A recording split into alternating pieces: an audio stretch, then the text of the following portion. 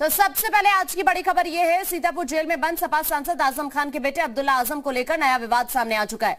उन्होंने रामपुर जिले की स्वार सीट से 2 नामांकन पत्र जमा किए हैं और दोनों में उन्होंने अलग उम्र दिखाई है। आरोप की ओर से जारी की गई लिस्ट में पूरा मामला सामने आया है। अब्दुल्ला की अपनी उम्र एक नामांकन पत्र में 31 साल और दूसरी में 32 साल लिखी है।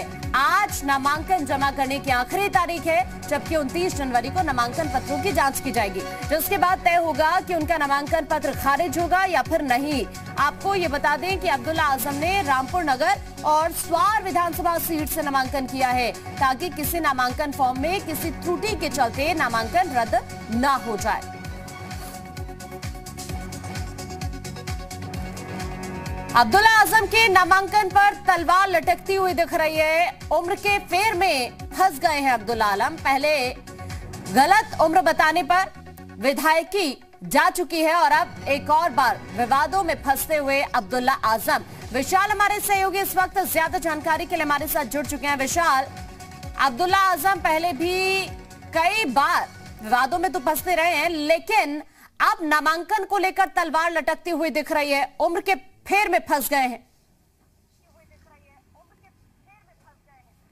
देखिए, बिल्कुल अब्दुल्ला आजम के साथ जो उम्र की जो बात है उसको लेकर उनका पहला विवाद रहा है और यही वजह है कि उनकी विधायिका भी गई थी और उसके बावजूद भी उन्होंने जो नामांकन किया, 2 अलग अलग नामांकन किया, उसमें उम्र को लेकर अलग अलग जो तथ्य हैं वो दिए हैं। ऐसे में अब जो नामांकन पत्र की जब जांच होगी तब हो सकता है कि अब्दुल्ला आजम की मुश्किलें लगभग बढ़नी तय हैं, क्योंकि अलग अलग जो उम्र है उसको दर्शाया गया है। अब उस पूरे नामांकन पत्र की जांच के बाद क्या कुछ निकलता है, क्या तथ्य निकलते हैं, इन सब बारे में जो है जब जिला निर्वाचन अधिकारी आखिरी फैसला लेंगे। लेकिन सीधे तौर पर कह सकते हैं कि अब अब्दुल्ला आजम की मुश्किलें बढ़ना बिल्कुल तय है और यही वजह है कि सपा इस बात को लेकर भी लगातार कोशिश कर रही थी कि स्वार सीट से ही अब्दुल्ला आजम के साथ साथ जो आजम खान की पत्नी है तंजीब फातिमा, उनका भी एक अल्टरनेट जो है नामांकन करा दें, क्योंकि उनको लेकर लगातार कई तरह के विवाद रहे हैं और यही वजह है कि हाईकोर्ट में पूरा मामला चला था। उसके बाद अब्दुल्ला आजम खान की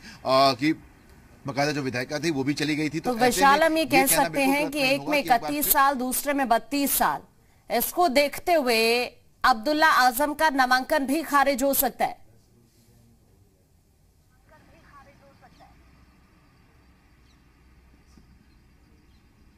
विशाल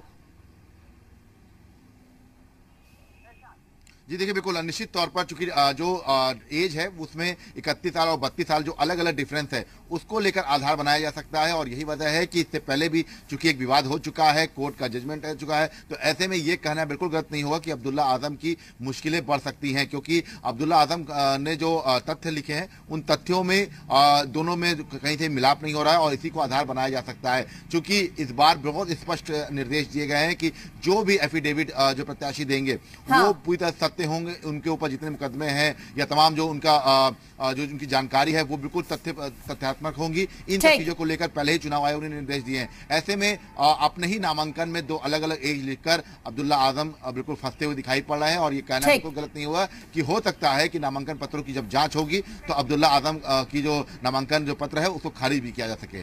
ठीक है विशाल, आप बने रहिए हमारे साथ, आपके पास मैं लौटती हूँ अभी।